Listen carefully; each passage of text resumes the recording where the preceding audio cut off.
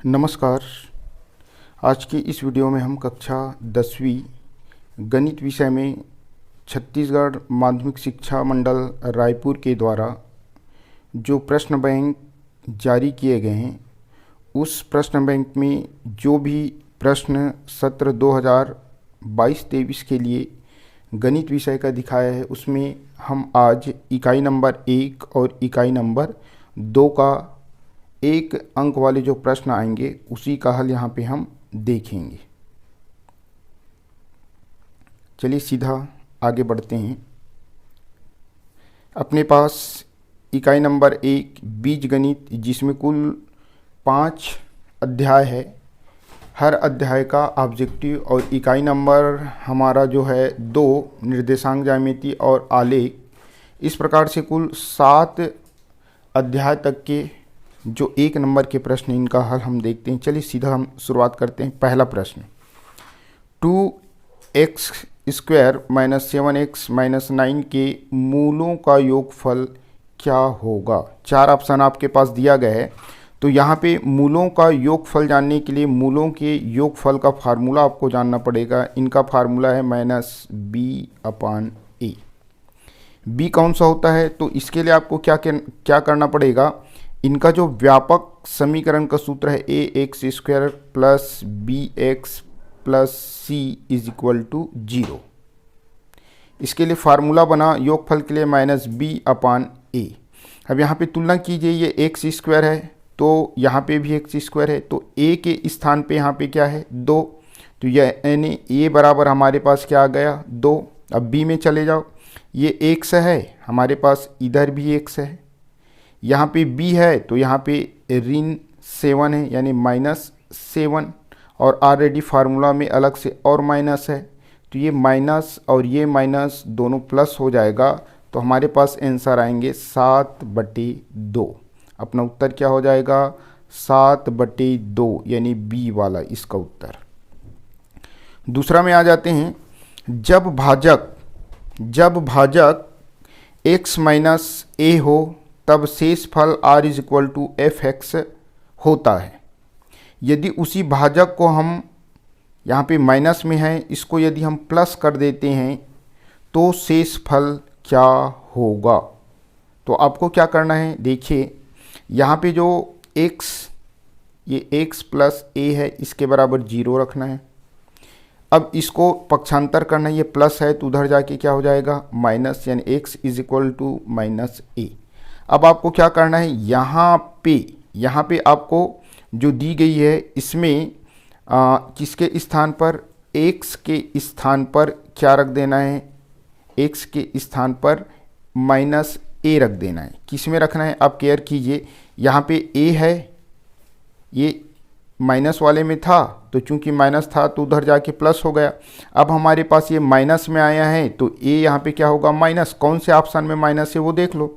तो क्या हुआ r is equal to f minus a, ये वाला आंसर होगा, राइट। चलिए अपन देखते हैं। तो इसमें हो गया b 7/2 पहला में, दूसरा में a r is equal to f bracket में -a। तीसरा प्रश्न है, क्या दिया है, भाज्य बराबर खाली स्थान गुणित भागफल धन शेष फल। ये सूत्र से है, भाज्य बराबर खाली स्थान तो यहाँ पे आएगा आपका भाजक। क्या आएगा भाजक। भाज्य बराबर भाजक गुणित भागफल धन शेष फल। चलिए आगे बढ़ते हैं।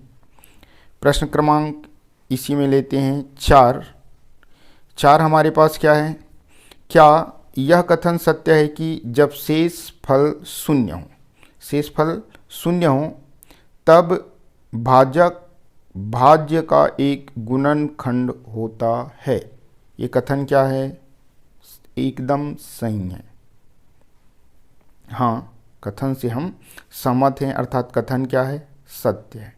अब देखो आपकी शंका दूर कर देता हूँ। क्या बता रहा है कि कोई संख्या है, उससे मान लीजिए किसी को हम भाग देते हैं। मान लीजिए 2 भाजक हुआ, 2 से हम 4 को भाग देते हैं।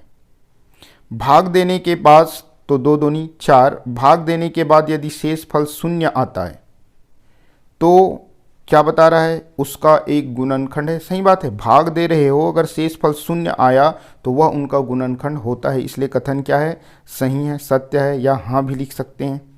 उसके बाद है प्रश्न 5, शेषफल बहुपद की घात, बहुपद की घात, शेष वाले की बहुपद की घात भाज्य एवं भाजक बहुपद की घात से सदैव कम होती है। क्या होती है, कम होती है, क्योंकि भाज्य का ज़्यादा रहेगा, भाजक का थोड़ा कम, भाग देते देते आएंगे तो शेषफल में जो बचेगा वो भाज्य और भाजक दोनों से उनके घात कम होंगे। तो इस प्रकार से 1 अंक वाले पहले अध्याय का हो गया। ये अति लघुत्तरी प्रश्न है, इसके लिए अलग से वीडियो हम बनाएंगे, केवल 1 नंबर वाले ही यहाँ पे देखेंगे। अब अपन आ जाते हैं दूसरे नंबर के जो पाठ है, ये हमारे माध्यमिक शिक्षा मंडल के द्वारा जो जारी प्रश्न है, हमारे जो नोट्स है इकाई नंबर 1 का बहुपद वाले पाठ से देखते हैं कि उस नोट्स से आया है कि नहीं आया है। तो ये वाले अपने नोट्स से ही देखो, मैं आप लोगों को बताया था भाजक, ठीक है। इस नोट्स के लिए अलग से वीडियो बनाऊंगा, अगर आपको इंटरेस्ट रहेंगे तो आप देख सकते हैं। उसके बाद और कौन सा है ये भी केयर कर लो, ये भाग देने वाला, ये x माइनस ए, और इसमें भाग देंगे तो हमारे पास क्या आएगा, ऐसे करके बोला है ये वाला, यानी शेषफल यानी r is equal to F minus A, ये अपन शो किए थे ये। फिर आगे देखते हैं,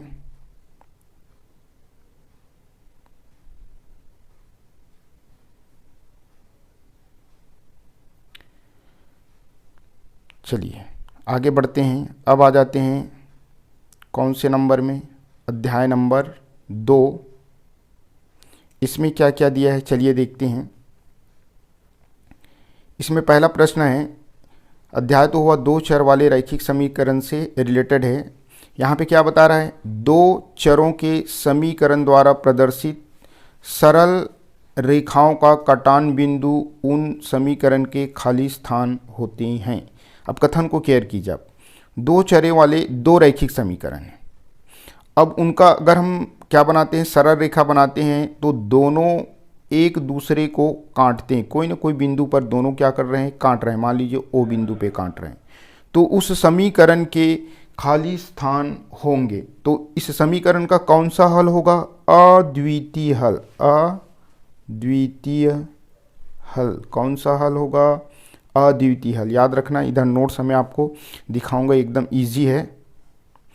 उसके बाद है दूसरा, जब 2 चरों के समीकरणों द्वारा प्रदर्शित सरल रेखाएं समांतर हो, यानी ये एक सरल रेखा और ये दूसरा सरल रेखा, ये दोनों सरल रेखा क्या है, समांतर है, तो उन समीकरण का कोई भी हल नहीं होता है।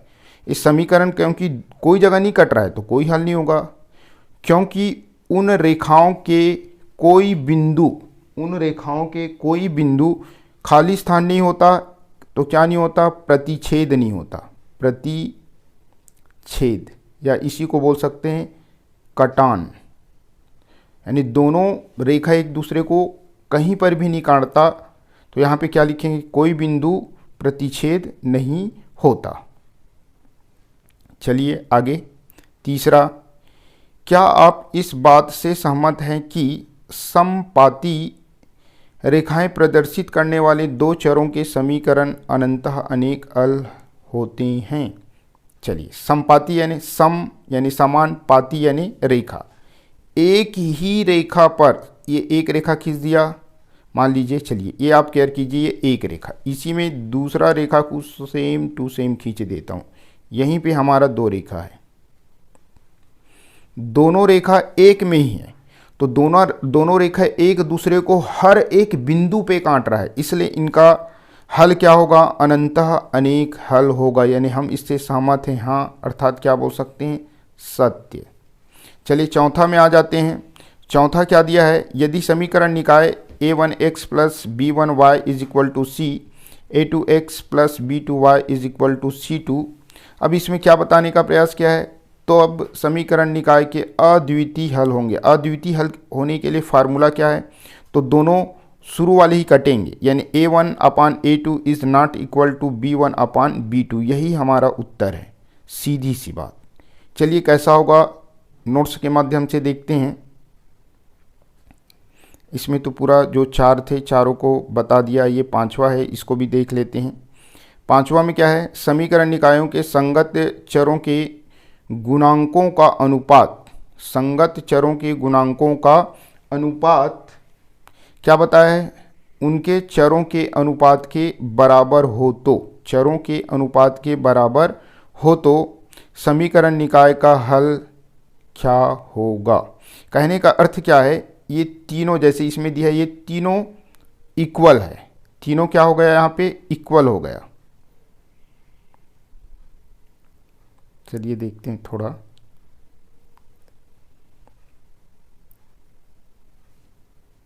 ये तीनों क्या हुआ, बराबर हुआ। तो वही बता रहा है कि इनके जो चर राशि, ये वाले में चर चर है क्योंकि इसमें x है और इसमें क्या है, y है, और c वाले में बिना चर है, कोई चर राशि नहीं है, तो इसके बराबर होते हैं। अगर बराबर होते हैं तो क्या होता है, तो ये कौन सी कंडीशन के लिए है, तो ये हमारे पास है अनंतः अनेक हल यानी b के लिए है। चलिए आगे देखते हैं।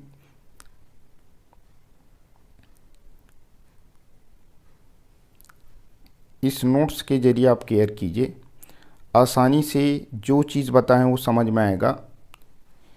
चलिए ये है हमारे पास नोट्स, दो चर वाले रैखिक समीकरण में जितने भी वो प्रश्न घुमा घुमा के आपको पूछा था, वो प्रश्न की हल जो है केवल और केवल इसी चार्ट में है। क्या बोल रहा है, यदि दो समीकरण है तो उसके a1/a2 is not equal to b1/b2 हो, यानी ये केवल दो समीकरण हो ये वाला, तो इसका अद्वितीय हल होता है। अद्वितीय हल होता है मतलब दोनों एक दूसरे को एक बिंदु पे क्या करेगा, काटेगा, यानी प्रतिच्छेद करेगा रेखा। दूसरा कंडीशन में दिया है, यदि पहला वाला तो बराबर हो यानी a1/a2 is equal to b1/b2 ये बराबर हो, और तीसरा वाला बराबर ना हो यानी c1/c2 बराबर नहीं है, तो इसका कंडीशन क्या होगा, समांतर रेखा खिंचाएगा। समांतर यानी दोनों कोई जगह नहीं काटेगा तो इसका कोई भी हल नहीं निकलेगा, यानी रेखाएं क्या होंगे, समांतर। तीसरा कंडीशन है a1/a2 is equal to b1/b2 is equal to c1/c2 तीनों बराबर हो तो दोनों समपाती यानी एक ही रेखा पर दोनों रेखा होगा, तो मान के चलिए अनंतः अनेक हल और रेखा क्या होगा, समपाती। यही प्रश्न पूछा था आपका, इसी के ऊपर प्रश्न को घुमा घुमा के पूछा था। चलिए आगे बढ़ते हैं, हम आ जाते हैं अध्याय नंबर 3 में। अध्याय नंबर 3 क्या है, एक चर का द्विघात समीकरण। पहला प्रश्न है क्या है, एक चर वाले द्विघात समीकरण के अधिकतम खाली स्थान मूल होते हैं। नाम से ही पता चल रहा है, चर यानी एक चर यानी एक्स रहेगा ओनली, ठीक है। अब मान लीजिए हम लेते हैं द्वि यानी दो, घात यानी जैसे एक्स है इसकी घात यानी 2, समीकरण के अधिकतम हल होंगे, चूंकि इसकी अधिकतम घात 2 है, इसी को वर्ग समीकरण वाले भी कहते हैं, वर्ग बोलते हैं, तो 2 घात है तो इसका 2 हल होंगे। 2 घात है मतलब कितने हल होंगे, 2 घात। तो पहला का उत्तर हो गया हमारे पास क्या, 2। दूसरा है एक चर के द्विघात समीकरण के मूल समान होंगे। मूल क्या होंगे, समान, यानी दो मूल है, मान लीजिए अल्फा और बीटा, ये दोनों मूल बराबर है, अल्फा बराबर बीटा, मान लीजिए दोनों का मान 2 है, ठीक है। उस कंडीशन में डी का मान, विभेदक यानी डी का मान होगा 0। क्या होगा, 0। ये आपको याद रखना है, सूत्र में इधर पता चलेगा आपको आगे। तीसरा, यदि किसी एक चर के द्विघात समीकरण का एक मूल अल्फा, एक मूल क्या है अल्फा, और डी का मान क्या है 0, तब दूसरा मूल क्या होगा। जैसे अभी दूसरा वाले प्रश्न में ही समझाया आपको कि ये अल्फा और बीटा दोनों बराबर है, मान लीजिए दोनों के बराबर 2 है, तो वही शब्द बोल रहा है ये दोनों अगर बराबर हो तो डी का मान क्या होता है 0। अब देखो प्रश्न क्या कर रहा है, डी का मान 0 है, ठीक है, और ए का मान मान लीजिए 2 है, क्योंकि ए और यानी अल्फा और बीटा दोनों बराबर है तो बीटा का मान भी तो 2 होना चाहिए ना। तो हम कह सकते हैं कि जब एक मूल अल्फा है, जब एक मूल अल्फा है और डी का मान 0 है तो दूसरा मूल भी बराबर होगा, यानी क्या हो जाएगा, अल्फा ही होगा। क्या होगा, अल्फा। ठीक। चौथा, द्विघात समीकरण बी एक्स स्क्वायर प्लस ए एक्स प्लस सी बराबर 0 के मूलों का योगफल क्या होगा। अब मूलों के योगफल का सूत्र बनाते हैं। तो ये वाला में हमारे पास सूत्र है A X square plus B X plus C बराबर 0। तो इसमें सूत्र होता है माइनस बी अपान ए। लेकिन यहाँ पे प्रश्न को हमारा घुमा दिया है, ए की जगह बी कर दिया है। देखो ये ए की जगह बी और बी की जगह ए कर दिया है, यानी क्या हो जाएगा, माइनस बी के बजाय क्या हो जाएगा, माइनस आपके पास ए अपान ए की जगह क्या है बी, तो अपान क्या हो जाएगा बी, माइनस ए अपान बी। किस में है ए अपान बी, तो देख लेते हैं डी में। लास्ट है इसमें पांचवा प्रश्न, द्विघात समीकरण A X square plus B X plus C बराबर 0 के मूल अल्फा और बीटा है, तब उनके गुणनखंड क्या होंगे। अल्फा और बीटा है तो उनके गुणनखंड, यानी दो गुणनखंड होते हैं। मान लीजिए एक्स और एक, दूसरा एक्स। अब मूल हमारे पास क्या दे रहे हैं, सूत्र में तो माइनस रहता है, इसमें भी माइनस। मूल अल्फा बता रहे हैं और बीटा, तो यहाँ पे अल्फा हो जाएगा और यहाँ पे क्या हो जाएगा, बीटा। तो एक्स माइनस अल्फा और एक्स माइनस बीटा वाला उत्तर हमारा क्या होगा, सही होगा। और ये है हमारे बी में। चलिए आगे बढ़ते हैं।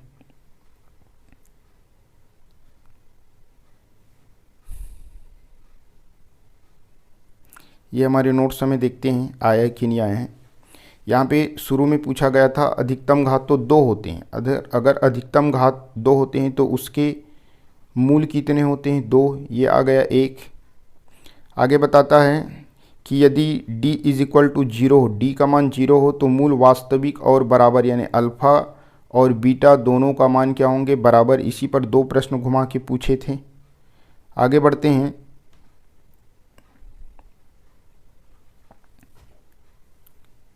इस फार्मूला का प्रयोग किया गया है मूलों का योगफल का, तो ये वाला फार्मूला।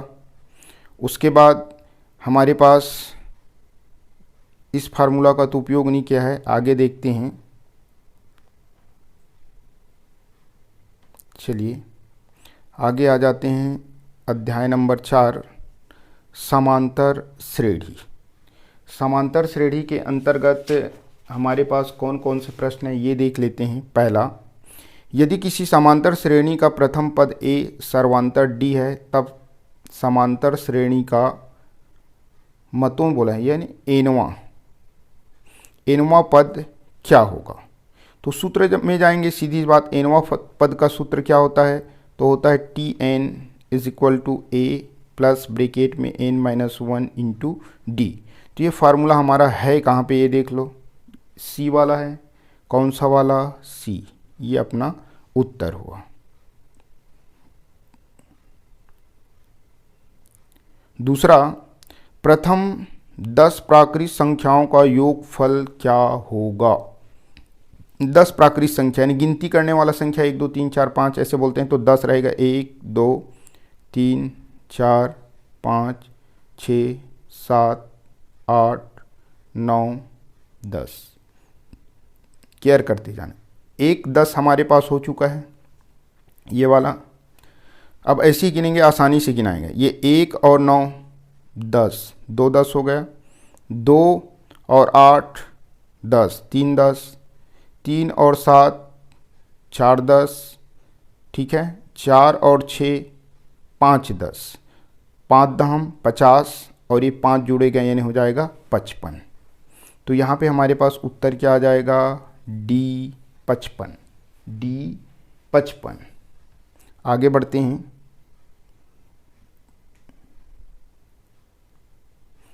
प्रश्न है तीसरा, ठीक है। तीसरा में क्या बोल रहा है, क्या यह कहना उचित है कि प्रथम पद और सर्वांतर ज्ञात होने पर समांतर श्रेणी की रचना की जा सकती है। हाँ, की जा सकती है, ये कथन सत्य है। कैसे, ए का मान मालूम है और डी का मान मालूम है, ठीक है, तो एक बार प्लस करेंगे तो हमारे पास पहला पद आएगा, उसके बाद a प्लस डी करेंगे तो दूसरा पद आएगा। ऐसे ही बढ़ते जाएंगे तो हमारे पास पद आते जाएंगे, यानी किसकी रचना की जा सकती है, समांतर श्रेणी की रचना की जा सकती है। उसके बाद है प्रश्न क्रमांक 4, यदि किसी समांतर श्रेणी का प्रथम पद a, सर्वांतर d और अंतिम पद l हो तो अंतिम से nवां पद ज्ञात कीजिए। यानी अंतिम पद को n मान के चलें तो l लेंगे, और l के लिए जो फार्मूला है हमारे पास कौन सा, a plus n minus d, यानी ये वाला हमारे पास हो जाएगा a का जो हल है यही l का मान होगा, l ही अंतिम पद के रूप में रहेगा तो nवां पद अर्थात l का मान। चलिए आगे बढ़ते हैं।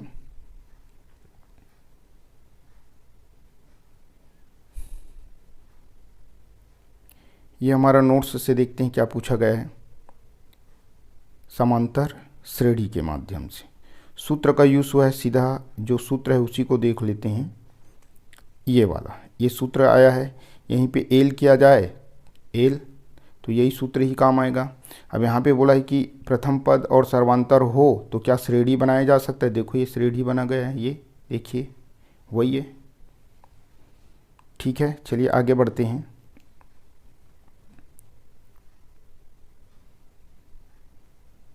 अध्याय नंबर 5, अनुपात समानुपात। पहला, दो सजाती राशियों की तुलना खाली स्थान कहलाती है। राशि, ठीक है, जैसे चर राशि बोलें तो x और y। अब दो सजाती राशि की तुलना यदि करते हैं, मान लीजिए x बटे y, तुलना करना यानी बटे के रूप में, रेशियो के रूप में लेना, या 1/2, ठीक है, की तुलना खाली स्थान कहलाती है। तो इसको हम बोलते हैं क्या, इसी को x अनुपात y, यानी उसको क्या बोला जाएगा, आपके पास हल क्या हो जाएगा, अनुपात। राशि बोलेगा तो अनुपात। अब दो अनुपातों की तुलना कर देते हैं, ये 1 अनुपात और ये 2 अनुपात, दोनों की तुलना यानी बराबर कर देंगे तो ये कौन सा बन जाएगा, समानुपात, सम धन अनुपात। ये दोनों अनुपात मान लीजिए समान है तो कहलाएंगे क्या, समानुपात। चलिए ये समानुपात हो गया। उसके बाद तीसरा देखते हैं, a अनुपात b समानुपात c अनुपात d हो तो कौन सा संबंध सही है। ये लिख लेते हैं, a/b is equal to c/d। तिर्यक गुना कर दो, नीचे से ऊपर नीचे से ऊपर। a और d का गुना यानी ad is equal to b और c का गुना तो bc। तो ये जो होगा वही हमारा उत्तर होगा। तो देख ले कहाँ पे है, ad और bc, तो पहला ही है हमारे पास a, यही सही है। आगे बढ़ते हैं। चौथा, क्या यह कथन सत्य है कि समानुपात में मध्य पदों का गुणनफल अंतिम पदों के गुणनफल के बराबर होते हैं। हाँ, कथन सही है, सत्य है। अब दिखा रहा हूँ कि कैसे सत्य है। ये पहला पद अनुपात, दूसरा पद बराबर, तीसरा पद और चौथा पद। तो इसमें होता क्या है कि मध्य पद ये बीच में है और ये लास्ट में है। अभी आपको बना के दिखाया, a/b बराबर c/d, गुना किए तो क्या हुआ, इन दोनों का गुना यानी ad बना, और bc ये बीच वाले बीच में है तो बीच वाले का गुणनफल लास्ट में जो है उसके गुणनफल के क्या होते हैं, बराबर होते हैं। तो हमारे पास ये कथन क्या हुआ, सही हुआ। उसके बाद है पांचवा, क्या दिया है, a अनुपात b अनुपात c, 3 अनुपात है तो इसका मध्य अनुपात क्या होगा, 3 अनुपात है, a अनुपात b अनुपात c। तो ऐसे जब लिखते हैं इनको समानुपात के रूप में तो बीच वाले पद को 2 बार लिखना पड़ता है। ये b को 2 बार लिख दिए। अब इसको हल करो बटे के रूप में, a/b बराबर b/c, तिर्यक गुना करो, ये b का गुना यानी b², और a और c बराबर ac, यही हमारा उत्तर होगा। देख लो कहाँ पे है, b² is equal to ac, तो पांचवा का a। चलिए आगे बढ़ते हैं।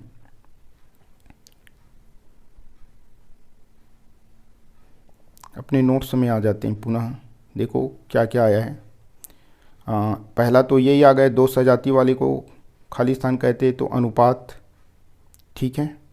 उसके बाद दो अनुपातों की तुलना को क्या बोला जाता है, समानुपात, ये दोनों आ गया। अब यहाँ पे ये बोला है कि जो चार पद है तो मध्य पद यानी बी और सी का गुणनफल ए और डी के गुणनफल के बराबर होते हैं, ठीक है। चलिए आगे बढ़ते हैं।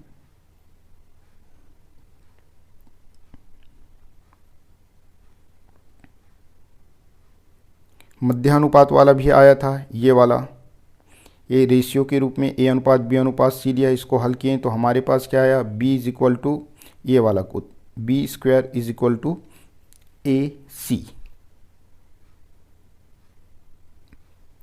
चलिए आगे बढ़ते हैं। अब आ जाते हैं हम निर्देशांक ज्यामिति के अंतर्गत 8 प्रश्न हैं, इनको देख लेते हैं। पहला, बिंदु -3, 5 खाली स्थान चतुर्थांश में है। तो इसके लिए आपको क्या करना पड़ेगा, देखिए ये मान लीजिए हमारे पास चतुर्थांश, ये पहला, ये दूसरा, ये तीसरा और ये चौथा। इधर जो रहेगा इधर प्लस लिखते हैं, इधर माइनस, ऊपर वाले में प्लस तो नीचे वाले में माइनस। यानी यहाँ पे देखिए ए वाले सिरे में दोनों प्लस प्लस हैं, जाके ऐसे चिन्ह लगा देना। नीचे वाले में देखिए इधर ए वाले में दोनों माइनस माइनस है, ठीक है।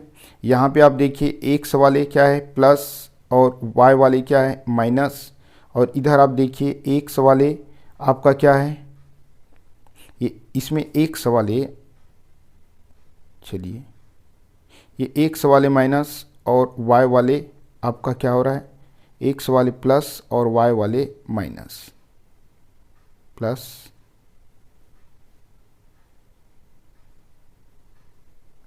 एक्स वाले माइनस वाई वाले प्लस। चौथा वाले में क्या हो जाएगा, एक्स वाले प्लस और वाई वाले माइनस, ठीक। अब इसी को केयर कर लो, माइनस शुरू में है 3 और 5 जो है प्लस, तो माइनस और प्लस किस में चला जाता है, आपका द्वितीय चतुर्थांश। कौन से चतुर्थांश में जाएगा, द्वितीय। तो यहाँ पे क्या लिखोगे, द्वितीय। इधर और ग्राफ दिखा के समझाऊंगा। दूसरा है क्षैतिज रेखा की प्रवणता। क्षैतिज रेखा की प्रवणता, क्षैतिज रेखा यानी जो क्षैतिज यानी आकाश में रहेगा, मान लीजिए इस प्रकार सी रेखा, और ये रेखा मान लीजिए कोई ग्राफ के रूप में है इस प्रकार से, तो ये जो है एक अक्ष के समांतर होंगे। अगर एक अक्ष के समांतर होंगे तो इसकी प्रवणता शून्य होगा। क्या होगा, शून्य। तीसरा, एक अक्ष पर स्थित किसी बिंदु की कोटि, ठीक है, किसी बिंदु की कोटि पूछा है तो इसको याद रखना, कोटि जो है क्या होता है, शून्य। चौथा, 7 और 0 किस खाली स्थान अक्ष पर स्थित है। तो बिंदु को हम कैसे लिखते हैं, x और y के रूप में। अब यहाँ पे देखिए y का मान तो 0 हो रहा है और x का मान 7 हो रहा है, और जो मान है उसी अक्ष में रहेंगे। यानी कौन से अक्ष में रहेंगे, ये हमारे पास आ जाएगा x अक्ष में। कौन से अक्ष में स्थित है, x अक्ष। यहाँ पे हो जाएगा x अक्ष, 0 रहेगा उसको छोड़कर वो अक्ष बता देंगे, ठीक है। उसके बाद है पांचवा, दो अक्षों के कटान बिंदु को, ये 2 अक्ष है, ये आपका y और ये x, दोनों के कटान बिंदु को मूल बिंदु कहते हैं, जिसका मान 0 0 होता है। तो इसको क्या लिखोगे, मूल बिंदु, ठीक है। छठा, आलेख बनाने के लिए प्रायः x अक्ष पर खाली स्थान चर को और y अक्ष पर खाली स्थान चर को लिया जाता है, ठीक है। तो क्या हो जाएगा, ये x अक्ष और ये y अक्ष। तो x अक्ष में किसे लेते हैं और y अक्ष में किसे लेते हैं, तो एक स्वतंत्र चर होता है, स्वतंत्र चर को लिया जाता है कहाँ पे, x अक्ष पे, और एक होता है आश्रित चर, जिसे कहाँ पे लिया जाता है, y अक्ष में। यानी इसका मान स्वतंत्र का मान बढ़ेगा या घटेगा तो वो जो है किसके ऊपर डिपेंड करेगा, आश्रित वाले स्वतंत्र चर पर। अब अपने पास आता है आगे 7वां, रेखा y = -3x + 5। ढाल या उसी को प्रवणता करते हैं, सूत्र है y = mx + c। तुलना कीजिए, इसी m को प्रवणता बोलते हैं, तो यहाँ पे m की जगह क्या है -3, तो यहाँ पे हमारे पास उत्तर आएगा इसका -3। सेम इसमें भी है, इसका भी ढाल के बजाय प्रवणता, सूत्र तो वही है। तो यहाँ पे देखिए x के सामने क्या है 4, तो दूसरा वाले में क्या आ जाएगा +4। प्लस को तो नहीं लिखते यानी 4 ही लिखेंगे। चलिए आगे बढ़ते हैं। चलिए ये ग्राफ को आप केयर कर लो, ठीक है। आप पेपर में जाके इससे तो एक क्वेश्चन आना तय है, यहाँ पे जाके लिख देना है ये प्लस, ये वाला माइनस, ये तीसरा चतुर्थांश है, ये पहला है, ये दूसरा है और ये चौथा है। अब उसके बाद क्या करना है, ये x इधर माइनस रहता है, x इधर प्लस, y इधर प्लस रहता है और इधर माइनस। तो आप केयर कर लो, x का मान क्या है ये माइनस और y का मान क्या है प्लस। इधर आपको क्या करना है, x का मान प्लस और y का मान क्या है माइनस। इसी को केयर करके आपको चतुर्थांश बता देना है, 1 नंबर आपको निश्चित तौर पे मिल जाएगा। चलिए आगे बढ़ते हैं। अब हमारे पास ये तो देख लिए, 2 नंबर वाले को तो बाद में देखेंगे। अब इनका जो नोट्स है, इस नोट्स को केयर करते हैं। ये चतुर्थांश जो आपको बता रहा था इसी को केयर करना है। इसमें दोनों प्लस, इसमें दोनों माइनस, दूसरा में -x के लिए प्लस y के लिए, इसमें आपके पास क्या है x प्लस के लिए और y माइनस के लिए। इसको केयर करोगे तो आपको 1 नंबर निश्चित मिलेगा और मूल बिंदु जो 0 के लिए शो किया जाएगा, इसका निर्देशांक 0, 0 होता है।